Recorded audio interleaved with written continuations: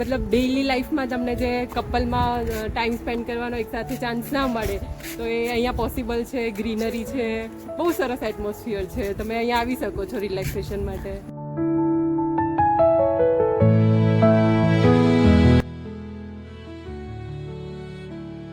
After delivery થોડું back pain ને બધી થોડી પ્રોબ્લેમ્સ હતી, તો ડેઇલી રૂટીનથી થોડુંક કંઈક ચેન્જ મળે અને 3-4 ડેઝ રિલેક્સેશન માટે એવું થયું કે ના અહીંયા આવીએ એમ.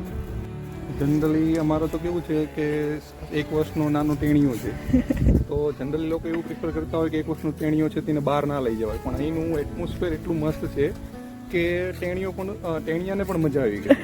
એટલે આપણે જો એવું વિચારતા હોય કે બાળક પછી ના આવી શકીએ, તો એવું નથી. ટેણિયાને સાથે લઈને આવો તો વધારે મજા આવશે તમને.